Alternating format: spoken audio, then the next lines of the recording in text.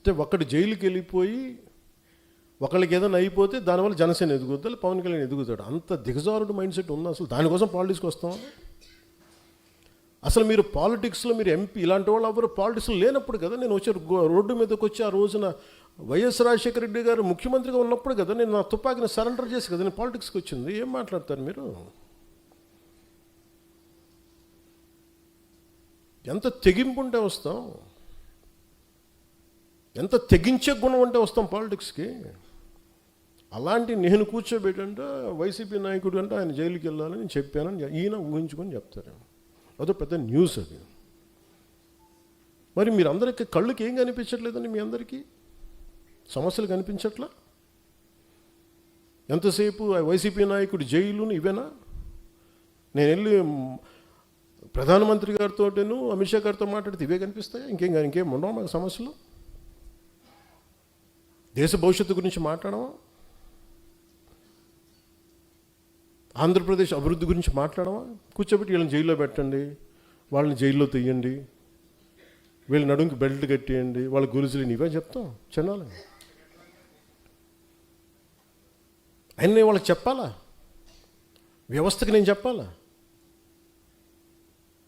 ACB కోర్టులోనూ వాళ్ళకి crimes లేవా? Register అవ్వలేదు, వాళ్ళు కోర్టులకు వెళ్ళవు, కోర్టులు పనిచేయట్లేదు, కోర్టులకు మేము చెప్పాలా? సుప్రీంకోర్టు జడ్జిలకు తెలియదా ఎవరు నేరం చేశారు, ఎవరు చేశారని తెలియదా? మేము చెప్పాలా? ఇది నన్ను ఇన్సల్ట్ చేయడం కాదు, అమిత్ షా గారిని ఇన్సల్ట్ చేయడం కాదు, వ్యవస్థని అవమానపరచడం. నేను ఎందుకు పట్టించుకోనంటే న్యూటన్స్ థర్డ్లో for every action there is an equal and opposite reaction. చర్యకి ప్రతిచర్య ఉంటుంది. కర్మ వదలదు ఎవరిని, కర్మ ఎవరిని వదలదు. ఎవరు చేసిన పనులు వాళ్ళు తగులుతాయి అంతే. అది మంచి కావచ్చు, చెడు కావచ్చు. సాధ్యమైనంత మంచి చేయడానికి ప్రయత్నం చేస్తాం.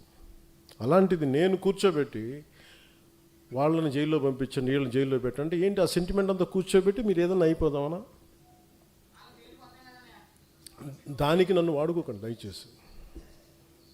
పవన్ కళ్యాణ్ అనే వ్యక్తిని మీ పెరుగుదల కోసం, మీ ఎదుగుదల కోసం పంచింగ్ బ్యాగ్ లాగా వాడుకుంది చాలు, ఇంకా ఆపేసేయండి.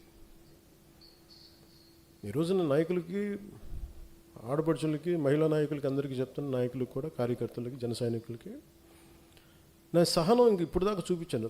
ఒక పుష్కరం తర్వాత నేను నా సహనం భరించాను, నేను అందరినీ భరించాను. ఇక భరించడాలలో కాన్సిక్వెన్సెసే ఉంటాయి ఎవరికైనా సరే. నాకు ఆ భయాలు లేవు. నాకు అసలు ఓడిపోవడాలు, గెలుపుల మీద నాకు ఏమీ లేదు. నేను ఎప్పుడు ముందుకే వెళ్తాను. అంతేగాని కూర్చోబెట్టి వీళ్ళనంటే ఈ మాట అంటే ఓట్లు పోతాయండి, వాళ్ళనంటే ఇది పోతుందండి, ఆ భయాలు చేసేసే దేశాన్ని ఇక్కడ దాకా పట్టుకొచ్చారు అందరూ. ఒక సమస్యని సమగ్రంగా అర్థం చేసుకొని మాట్లాడటం, దానికి కుదిరితే ఒక పరిష్కార మార్గం వెతకటం, చేసిన ఒక నిర్ణయానికి ధైర్యంగా నిలబడి కట్టుబడి ఉండటం, నాకు తెలిసింది అదే. అది నేను ఎక్కడి దాకా తీసుకెళ్తే అక్కడి దాకా తీసుకెళ్ళాను. అంతేగాని కూర్చోబెట్టి భయపడిపోయి సర్దటాలు ఇంక నేను చేయను. 12 సంవత్సరాల తర్వాత ప్రతి ఒక్కరు we have to earn our position in a party. అలాగే జనసేన మీద ఉట్టిని కూర్చొని దారిని పోయి ప్రతి ఒక్కడు రాళ్ళేద్దామంటే, నేను మీకు ఈరోజు నీ సభాముఖంగా, రాజమండ్రి సభాముఖంగా మీకు మాట చెప్తున్నాను, తెలియజేస్తున్నాను కదా, దానికి తగ్గ కాన్సిక్వెన్సెస్ అయితే ఉంటాయి.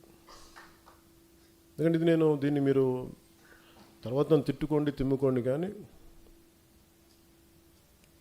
నాకు కోపాలు ఉంటాయి కదా, నాకు బాధలు ఉంటాయి కదా, నేను మనిషినే కదా. అంటే మీరు ఇష్టానికి వెళ్ళిపోయి ఒక కొట్టేసి వెళ్ళిపోతే మేము నవ్వుకుంటూ వెళ్ళిపోతే భరిస్తూ ఉంటామా? అంటే ఇన్షర్ట్ వేసుకొని లేదంటే తెల్ల జుబ్బా తెల్లాలు చేసుకుంటే మా గుండెల్లో ఏడుపులు ఉండవా? మా గుండెల్లో కన్నీళ్ళు ఉండవా? మా గుండెల్లో మా కడుపు మంట ఉండదా? మీకైనా కష్టాలు, కన్నీళ్ళు? మీరు ఎవరినైతే అనేసి వెళ్ళిపోవచ్చు, మేమేమో ఎవరిని అనకూడదా? కౌంటర్స్ కూడా ఇవ్వకూడదా? భరించాలా? దేనికి? మేము రాజకీయాల్లో ఉన్నామన్నా, అంతకుముందు మేము యాక్టింగ్లో ఉన్నామన్నా, అంటే పేరు ప్రఖ్యాతులు మేము చేసుకున్న తప్పు, మేము వచ్చింది మాకైనా శిక్ష అది. రోడ్డును పోయి ప్రతి ఒక్కడు ఇట్లా అంటామంటే మేము ఎందుకు కూర్చుంటాం, ఎందుకు భరిస్తాం? మేము భరించినంతకాలం భరించాం.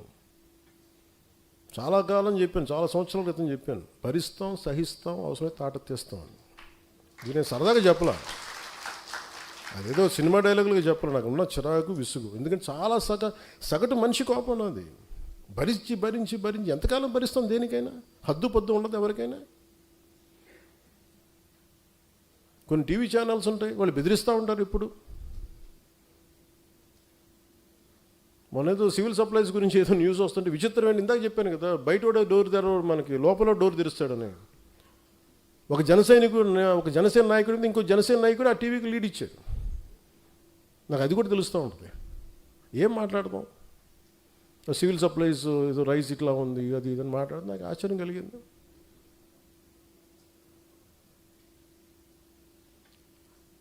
ఎప్పుడైనా సరే ఎదుటి శత్రువుతో యుద్ధం చేద్దామని మనం వెళ్తుంటే పక్కన వాళ్ళు పొడి చేస్తామంటే ఎక్కడ ముందుకు వెళ్తాం? ఒక అడుగు తీసి 10 అడుగులు వేద్దామంటే 2 అడుగులు వెనక్కి లాగేస్తుంటారు మన వాళ్ళే.